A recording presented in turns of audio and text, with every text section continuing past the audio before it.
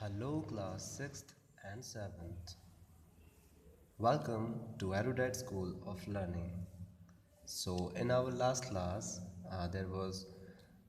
we have skipped in some middle of it. So, it's okay. We'll again take a look of it on page number 247. Okay. So, it's almost the last topic, and after that will discuss the last task yourself of this chapter. ठीक है बच्चों, इसमें बस आपको ये चीज़ बता रखी है, क्यूब में एक फॉर्मल टेबल आपके लिए फॉर्म हुई है. ठीक है, जिसमें आप इजीली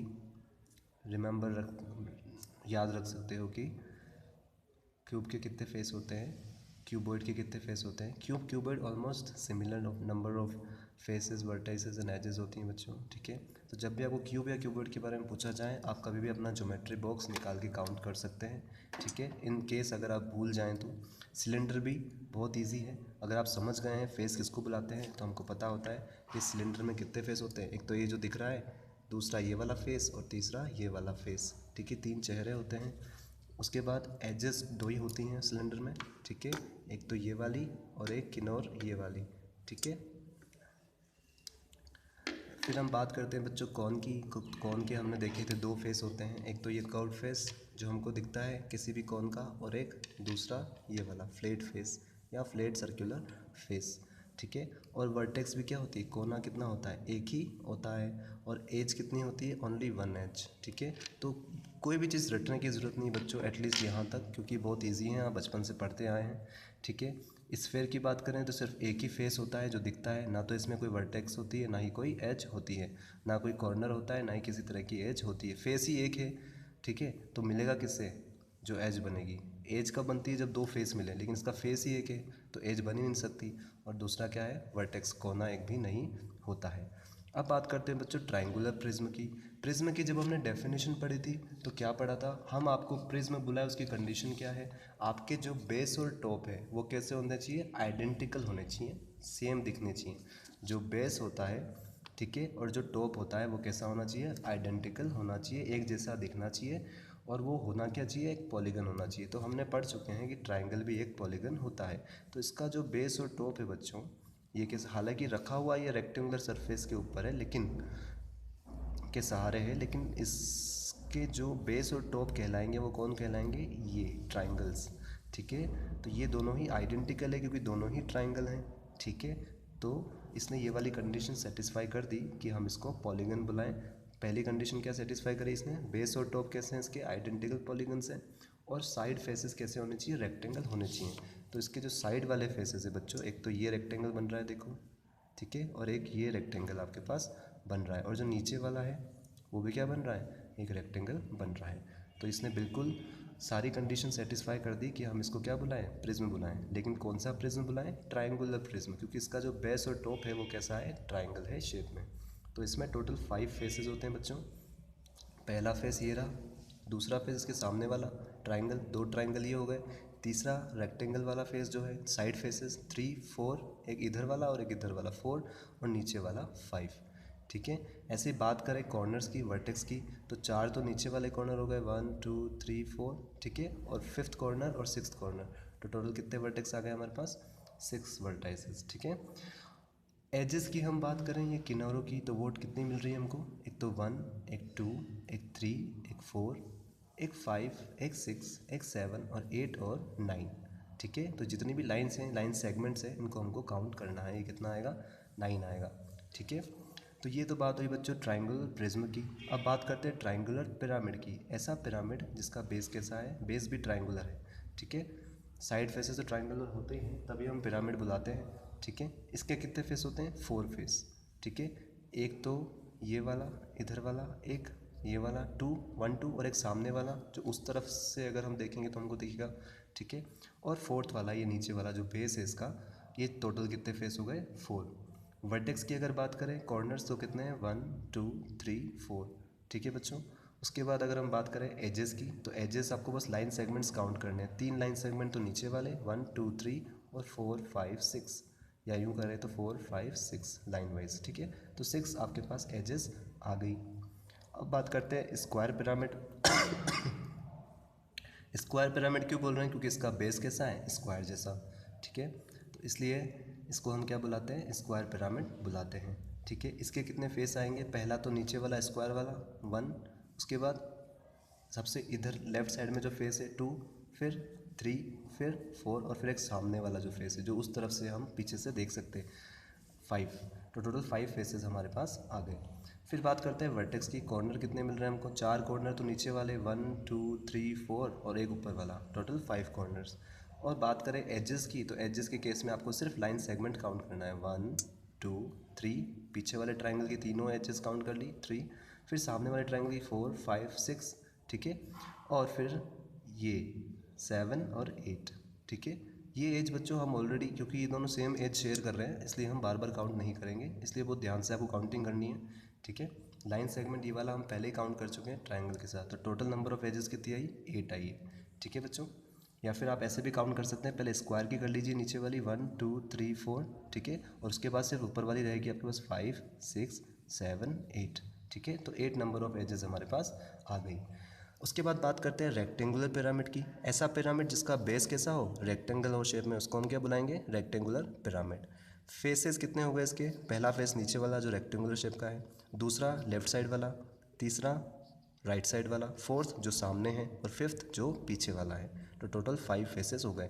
इन बच्चों में थोड़ा सा आपको अपना कॉमन सेंस भी यूज़ करना पड़ेगा, क्योंकि मैंने आपको पहले ही बताया था 3 डायमेंशनल फिगर्स को हम 2D में रिप्रेजेंट करने की कोशिश करते हैं, लेकिन एक्चुअल में वो होते नहीं हैं, ठीक है। उसके बाद है बच्चों वर्टेक्सेस, कोने कितने हो गए इसके, 4 तो नीचे वाले 1 2 3 4 और फिफ्थ ऊपर वाला, ठीक है।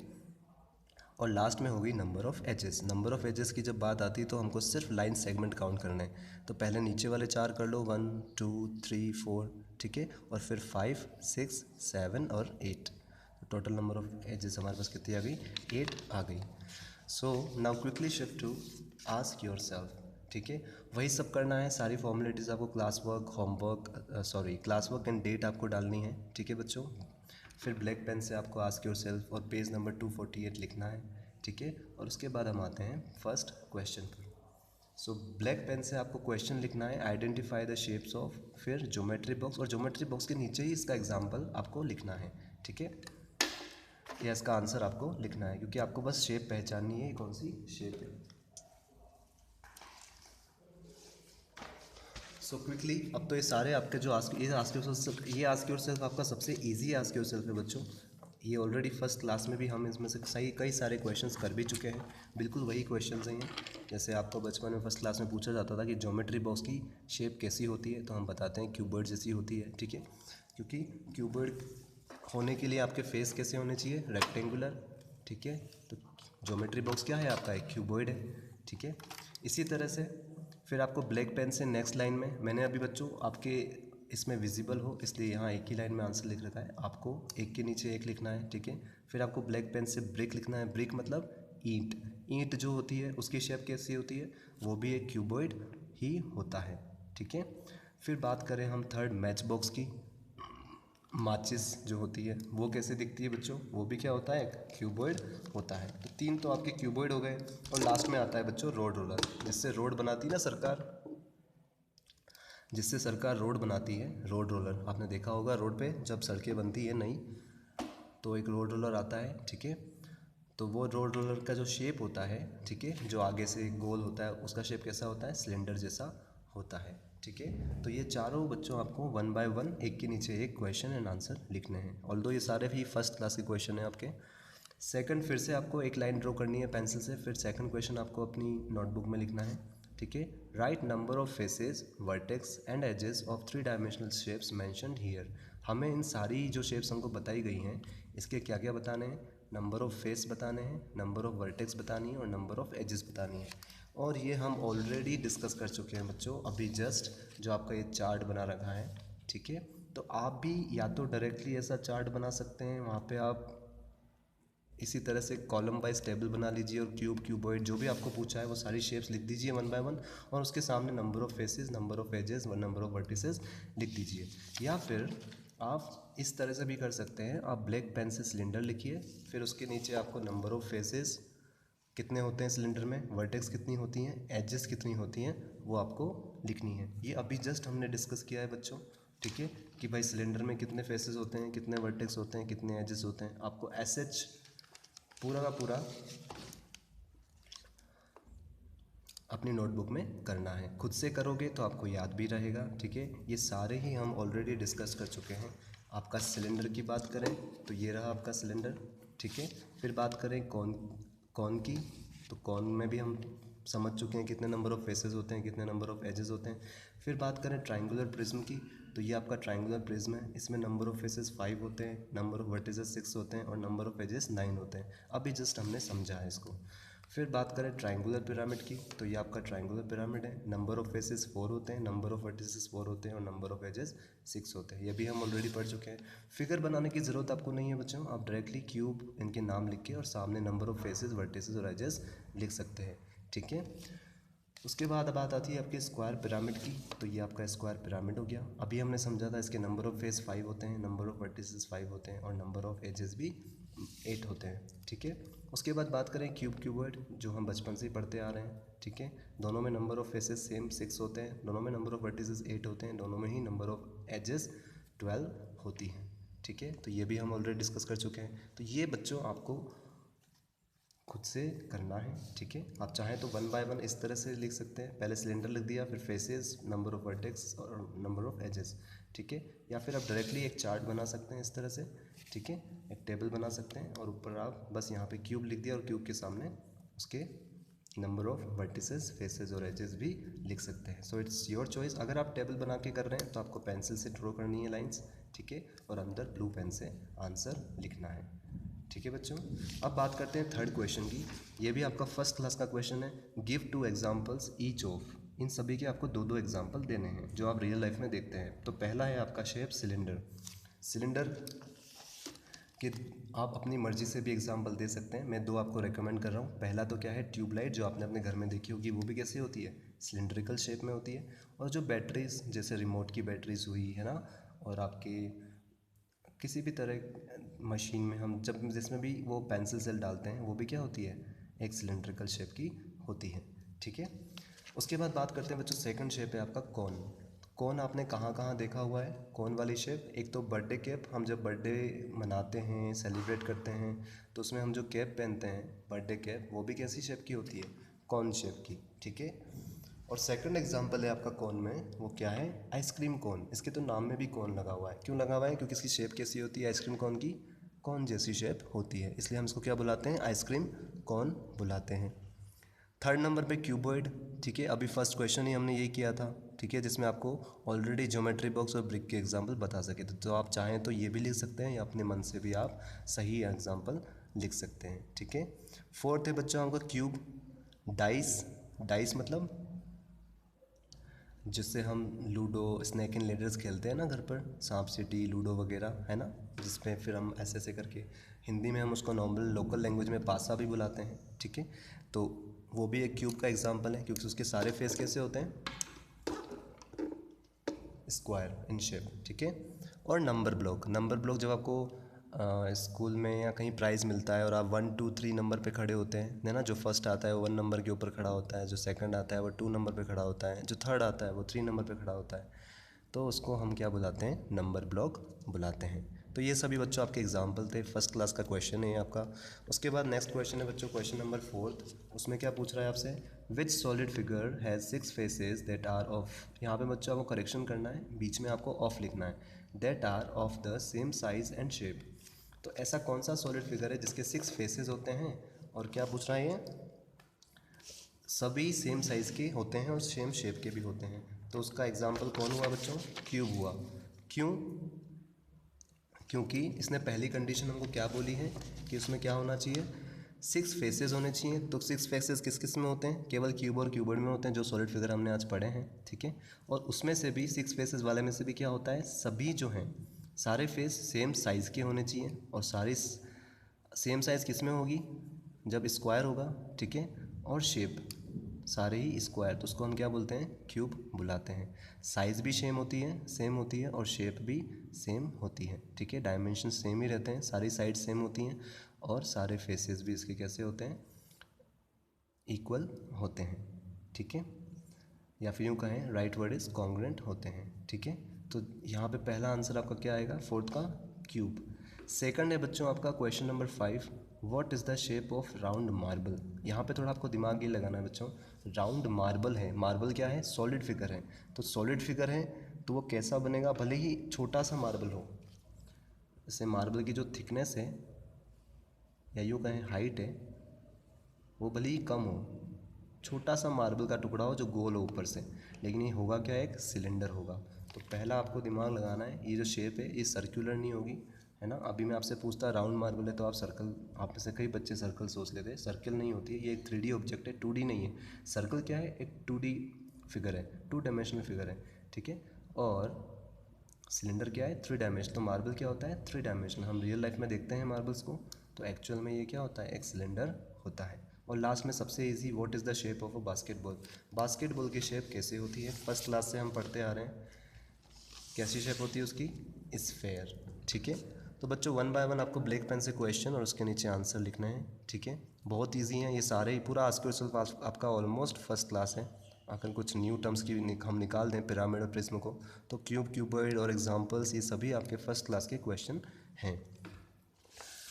सो at last of this chapter let's discuss add to your knowledge, कुछ चीज़ें जनरल नॉलेज की जो हमें पता होनी चाहिए, या कुछ एडिशनल जो हम इस चैप्टर में या हायर क्लासेस में पढ़ेंगे, ठीक है। उसमें से फर्स्ट पॉइंट है बच्चों आपका, if a side of a triangle is produced, ठीक है ना। अगर किसी ट्राइंगल की कोई भी साइड को हम थोड़ा सा एक्सटेंड कर दें, बढ़ा दें, ठीक है, the exterior angle so formed is equal to the sum of the interior opposite angles.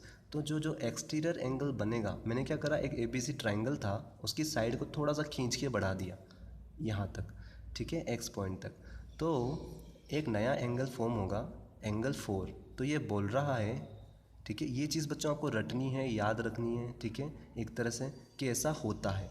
क्या होता है कि अगर हम एक साइड को अगर बढ़ा दें तो जो एक एंगल नया बनता है ना, फॉर्म होता है उस लाइन सेगमेंट के साथ, ठीक है, एक साइड का, मतलब एंगल 4 की हम यहाँ बात कर रहे हैं। जो एंगल 4 होगा वो किसके इक्वल होगा, इक्वल टू द सम के इक्वल होगा। किसका sum, of the interior opposite angle, interior वाला जो एंगल है उसके भी अपोजिट वाले जो दो एंगल है, इन दोनों के सम के इक्वल होगा। तो कुल मिला के ये चीज़ बताना चाहता है आपको आपके दिमाग को इतना सा समझाना है कि जो एंगल 4 होगा वो इसके जस्ट अंदर वाले के जो अपोजिट एंगल्स हैं, मतलब एंगल 4 एंगल 1 और एंगल 2 के सम के इक्वल होगा।